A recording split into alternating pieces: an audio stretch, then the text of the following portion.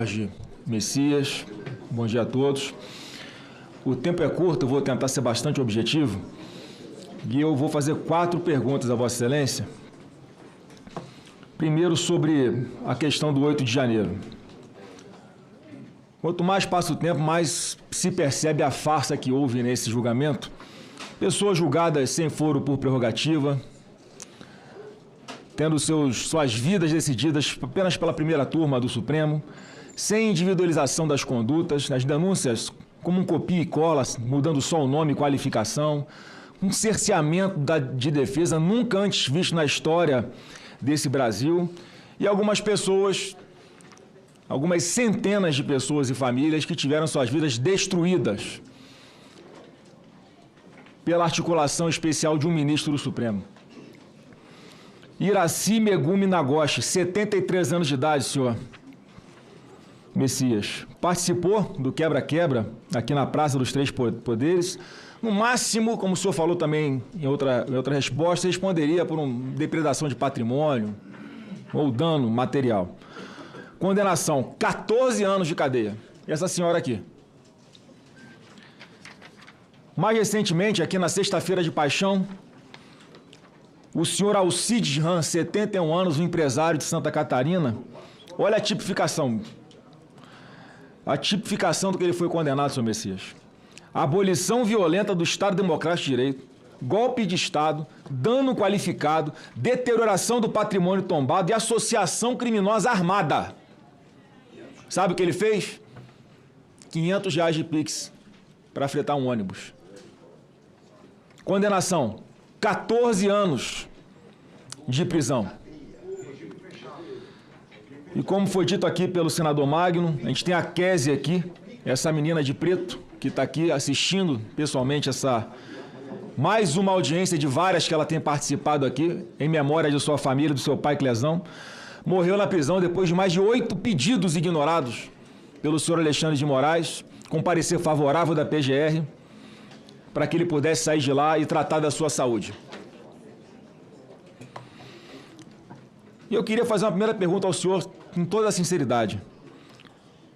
O senhor só acha que essas pessoas são de fato uma ameaça à democracia?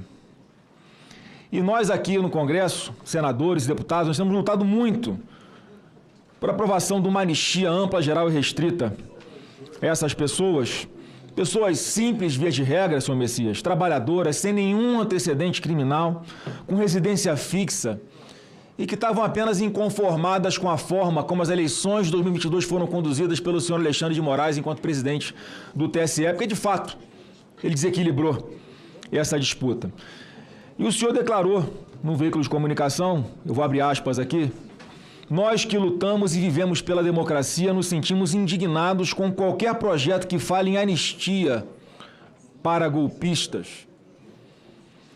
Quando a Constituição é muito clara, já que o senhor aqui está se propondo a ser um seguidor da Constituição, submisso à sua letra, à letra do seu texto, se essa competência é exclusiva do Congresso Nacional ou se existe algum outro crime que não seja suscetível de anistia, à exceção daqueles 4 previstos na própria Constituição Federal. E o debate foi iniciado aqui no Congresso Nacional, senhor Messias. O debate foi iniciado aqui no Congresso Nacional e ele foi interditado, porque, mais uma vez, o ministro do Supremo Tribunal Federal parecia que estava pilotando o relator desse projeto lá na Câmara dos Deputados, inclusive com a suspeita de que ele próprio tenha redigido o texto final, que deixou de ser anistia e passou a ser algo chamado de dosimetria, que está longe de fazer justiça a essas pessoas, grande parte dela totalmente inocente. E aí fica outra pergunta aqui, se o senhor concorda que o ministro do STF possa interferir, assim, em outro poder. Inclusive, um senador declarou ontem, vou abrir aspas aqui, que a oposição precisa escolher entre derrubar o Messias para a indicação do Messias para o STF ou derrubar o veto da dosimetria, né? Ou seja, se o senhor não for aprovado, a ameaça é de que o governo vai trabalhar para manter o veto do PL da dosimetria. Eu queria saber se isso é verdade, se tem alguma correlação. E o segundo tema aqui para concluir, é sobre o escândalo do INSS, que completou um ano semana passada. Mais um escândalo do governo Lula. Aliás, coincidência, né? Sempre ele, o presidente da República, nos maiores escândalos de corrupção desse país. Foi assim no Mensalão em 2003, Petrolão em 2007, agora Banco Master, roubo dos aposentados do INSS. E o senhor, enquanto AGU, pediu bloqueio de recursos de vários sindicatos e associações para ressarcir os aposentados que foram roubados. Mais de 4 milhões já fizeram pedido e estão sendo ressarcidos. Mas o senhor deixou de fora algumas associações e sindicatos. Por exemplo, Sindinap, Sindicato Nacional dos Aposentados, Pensionistas e Idosos, que tinha como vice-presidente o senhor José Ferreira da Silva, conhecido como Frei Chico, por acaso o irmão do presidente Lula. Outro exemplo, a CONTAG, Confederação Nacional dos Trabalhadores da Agricultura, que recebeu a bagatela de 426 milhões de reais só em 2023, com um desconto ilegal no contra-cheque dos aposentados, pensionistas e beneficiários do BPC. E aqui, matéria do Metrópolis, né? INSS silencia sobre poupar sindicato de irmãos de Lula de ação judicial. Quer dizer, nem a AGU à época e nem a INSS explicar exatamente por que. Eu queria pedir ao senhor, para finalizar aqui, a minha última pergunta, por que o senhor não quis bloquear as contas dessas entidades também, se era porque entre elas tinha o irmão do presidente Lula na diretoria. Eram essas perguntas, senhor Jorge Messias. Passa a palavra ao doutor Jorge Messias para responder as indagações. Primeiro, eu queria cumprimentar o senador Flávio Bolsonaro. Agradeço, senador, as questões que o senhor me coloca. A primeira delas diz respeito aos presos do 8 de janeiro e a sua compreensão jurídico-política de que efetivamente estariam ou não ali a ameaçar a democracia. Eu quero dizer que o 8 de janeiro, como já pude declarar, foi um dos episódios mais tristes da história recente e acho que fez muito mal ao país. Efetivamente, as pessoas que foram presas no 8 de janeiro, elas foram submetidas a um processo, foram processadas, muitas foram condenadas, algumas assinaram um acordo de não persecução penal, algumas estão presas ainda, e essa é uma situação, evidentemente, porque a prisão em si e o processo penal sempre carrega uma tragédia pessoal e familiar. Nós não podemos desconhecer. O que eu posso dizer em relação a este caso, até porque não posso antecipar julgamento, no sentido de não me colocar em posição de impedimento, é que o sistema penal brasileiro prevê mecanismos próprios de correção pela revisão criminal.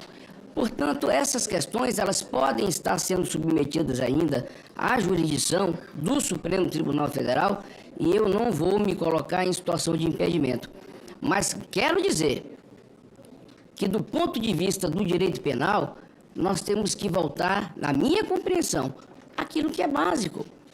A legalidade estrita, a taxatividade das condutas, a proporcionalidade das penas, a individualização da conduta e a individualização da pena. Essas questões são basilares que nós temos que nos ater dentro de um julgamento de qualquer processo penal. Processo penal não é ato de vingança. Processo penal é ato de justiça. O sucesso do sistema penal, a eficiência do sistema penal, senador Renan Calheiros, não está em empreender mais, está em reduzir a criminalidade. Dito isso em geral, e não no caso em particular. O senhor coloca uma outra questão que é muito importante e que está no debate público atual. A discussão acerca de anistia é própria do ambiente político institucional. A crítica pública também é própria. A liberdade de expressão permite que se critique qualquer tipo de posição. Agora, a definição acerca deste tema compete a vossas excelências. E não a mim, na condição de operador do direito. A anistia é um ato jurídico, político, institucional que cabe ao parlamento. Portanto, é algo que está ou poderá estar em debate nesta casa. Não acredito que meu papel, caso aprovado por Vossas Excelências, senador Flávio Bolsonaro, seja apresentar manifestações antecipadas a respeito de qualquer assunto, muito menos interferir, senador, no debate político. Eu acho que o ministro da Suprema Corte, ele pode atuar dentro do debate político quando solicitado, a bem de mediar conflitos, porque esta é a posição que eu acredito e que tenho levado a minha vida inteira. Na minha vida de conciliador, de pacificador, eu acredito na conciliação como método de solução de conflitos. Eu queria trazer, por fim, um dado que é muito importante em relação à fraude dos aposentados e pensionistas do INSS. O senhor me questionou se eu pedi ou não pedi bloqueio de valores do Sindinap. Eu quero afirmar categoricamente que pedi, e digo aqui até o número da ação. A ação 111 40 43 73 2025 401 3400 contra o sindicato e seus dirigentes. Foi protocolada perante a Justiça Federal. A Advocacia Geral da União cumpriu seu papel de forma absolutamente técnica e republicana. Nós apresentamos 3 lotes de ações cobrando integralmente de todas as entidades envolvidas com a fraude de aposentados e pensionistas. Aliás, um dos capítulos mais tristes da história de fraudes contra o INSS, até porque ali estava colocada uma quadrilha de atores do setor público e do privado para lesar os mais vulneráveis desse país. Mas todas as entidades foram processadas. Eu tenho aqui o documento, posso fazer chegar ao conhecimento de Vossas Excelências. Eu quero dizer que nós já bloqueamos mais de 2,33 bilhões de reais em valores e bens. E quero dizer também que neste processo nós já conseguimos devolver para mais de 4,5 milhões de aposentados e pensionistas os valores que foram indevidamente descontados, integralmente corrigidos. E isso se deu a partir de uma postura que eu, ainda na condição de advogado-geral da União, ministro Wellington Dias, resolvi adotar, que foi a postura que eu acredito, senador Rogério Carvalho, que é a postura da conciliação. Eu não fiquei discutindo a responsabilidade do Estado. Eu fui ao Supremo Tribunal Federal, mas não fui só. Conversei com a Ordem dos Advogados do Brasil, conversei com o Ministério Público Federal, conversei com a Defensoria Pública Federal, colocamos o problema, levamos o tema ao Supremo Tribunal Federal e concluímos um grande entendimento em benefício de aposentados e pensionistas. E ao lado de devolvermos os dinheiros dos aposentados e pensionistas dessa nação que foram fraudados, nós fomos imediatamente atrás daqueles que causaram fraude. A Advocacia Geral da União foi a primeira instituição a agir após a elucidação das fraudes e a divulgação pela Polícia Federal e pela Controladoria Geral da União. Todas as ações foram protocoladas, apresentadas e são de conhecimento da CPMI do INSS. Senador Márcio Bittar, cumprimento também Vossa Excelência. Agradeço de forma muito sincera o senhor ter me recebido em seu gabinete. O senhor foi muito gentil, foi muito cordato, o senhor demonstrou com toda clareza a sua posição, eu respeito. Eu acredito que a democracia tem espaço para todas as posições políticas. A democracia, ela é o regime do contraditório, ela é o regime do dissenso. A crítica política, ela existe, ela deve existir, porque a liberdade de expressão, a liberdade de opinião, o pluralismo político são as coisas mais belas da nossa democracia. E eu quero dizer que o que mais me impactou na reunião que tive com Vossa Excelência não foi a sua negativa de voto, foi a gentileza com que o senhor me recebeu. Porque o senhor foi uma pessoa extremamente gentil, educada, me recebeu com toda atenção, me dedicou um tempo precioso da sua agenda, e eu sou grato ao senhor por isso. E quero dizer ao senhor, senador, com muita tranquilidade e franqueza, que caso Vossa Excelência me veja e tenha aí a honra de ser aprovado por Vossas Excelências, da minha parte, o meu espírito é sempre republicano. Eu não olho processo por nome de capa. A minha vida inteira, como operador do direito, é fazer o que é certo, da forma certa, pela razão certa. Essa é a minha conduta. No meu gabinete, durante 3 anos e 3 meses da Advocacia Geral da União, passaram parlamentares de diferentes espectros políticos. Eu nunca deixei de atender um parlamentar porque é do partido A, do partido B, do partido C, e todos os parlamentares que eu recebi pedidos que tinham razão, saíram com seu direito ali reconhecido e deferido, porque essa é a minha conduta. Eu sou, já como advogado-geral da União, escravo desta Constituição, que jurei prometer ainda quando ocupei o cargo de advogado-geral da União.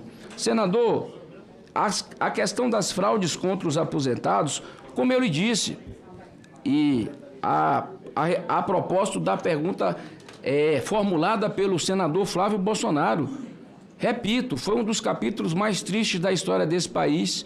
Só que eu quero dizer uma coisa para o senhor. Eu tenho muito orgulho de ter trabalhado desde o primeiro dia em que a fraude foi revelada, a partir da operação sem desconto, a partir do trabalho dos órgãos de controle, a Controladoria Geral da União, a Polícia Federal, no ano de 2025, de 2 formas. Primeiro, combater a fraude do ponto de vista sistêmico. Segundo, reparar os aposentados, mas, ao mesmo tempo, proteger o patrimônio público federal. Porque, como eu disse, é a minha função na condição de advogado-geral da União. Por fim, em relação qual é essa última questão aqui? Bom, o senhor trata de um tema super importante, que é a questão dos honorários advocatícios, senador. Esta questão, ela foi recentemente objeto de uma importante ação direta de inconstitucionalidade, de um importante julgamento pelo Supremo Tribunal Federal, em que, na minha opinião, endereçou bem a questão, limitando o pagamento de honorários e submetendo esse pagamento ao teto constitucional. Eu quero dizer que, na minha função de advogado-geral da União, antes dessa discussão ocorrer no Supremo Tribunal Federal, eu já apresentei, por minha conta, a partir do meu compromisso com a moralidade pública, com a transparência, medidas concretas na condição de gestor daquela casa, de uma governança pública robusta, com auditoria, com prestação de contas, com auditabilidade. Criamos um portal da transparência para que o cidadão possa acessar de forma detalhada o valor que cada advogado público federal recebe, a matrícula, o CPF, a fonte,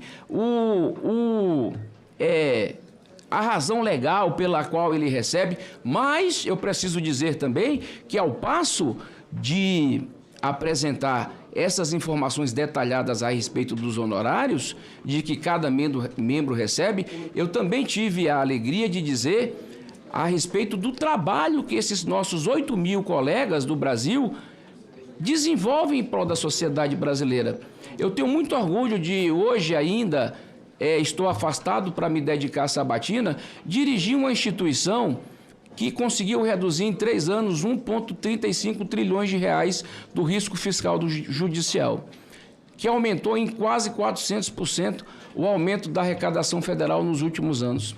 Eu quero dizer, pela recuperação de créditos da dívida ativa, que é o que me compete, porque são créditos devidos à União. Eu quero dizer a Vossa Excelência que hoje a Advocacia Geral da União é uma instituição que, depois de 3 anos e 3 meses, apresentou pela primeira vez, ministro Camilo, uma redução de quase 30 bilhões de reais do pagamento de dívidas decorrentes de despesas judiciais.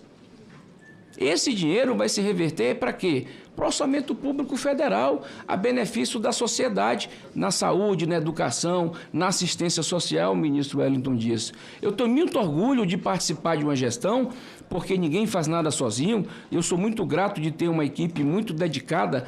Nós somos o maior escritório de advocacia do mundo, é a Advocacia Geral da União. Eu não tenho orgulho de dizer que nós respondemos por 25 milhões de processos, porque, na verdade, isso revela um problema, que é o excesso de litigância desse país. Acho que esse é um tema até que nós temos que enfrentar de forma muito precisa, porque eu sempre digo que a litigância ela é irmã gêmea da insegurança jurídica. Portanto, eu quero tranquilizar Vossa Excelência, senador Márcio Bittar, porque eu sei, a partir até da conversa que nós tivemos, que a sua preocupação é genuína. A moralidade pública, a impessoalidade, a prestação de contas impõe a todos os servidores públicos o respeito ao teto constitucional, o respeito ao regime de subsídio, o respeito à transparência. A sociedade, o cidadão, tem o direito de saber quanto cada funcionário público ganha. E estes princípios são muito caros para mim, porque eu cresci na democracia e tenho muito apreço pela democracia. O senhor colocou questões que são muito profundas para mim. Eu sou filho da redemocratização. Meus pais viveram num outro regime. Eu vivo num regime democrático. Eu fui formado num regime democrático. Eu sou filho e produto desta Constituição. Eu fui formado, graduado numa universidade pública. Fiz mestrado, doutorado numa universidade pública. Eu sou estudante de uma universidade pública. Dei aula numa universidade pública. Eu sou o beneficiário dos direitos sociais que o Constituinte de 88 legou ao povo brasileiro. Essa é a minha história de vida. E se consigo chegar até aqui, a partir do concurso público, porque o concurso público pressupõe a impessoalidade, porque o concurso público pressupõe a meritocracia, sem ter parentes no judiciário, sem ter parentes em nenhum outro cargo. Eu fui a primeira pessoa da minha família a conseguir um cargo público pelo concurso. Depois, as minhas irmãs, que são médicas do SUS, também são concursadas. Para quem é filho da classe média e não tem parente, não tem padrinho, num país que ainda luta para tirar os traços do Estado patrimonialista, isso é muito difícil.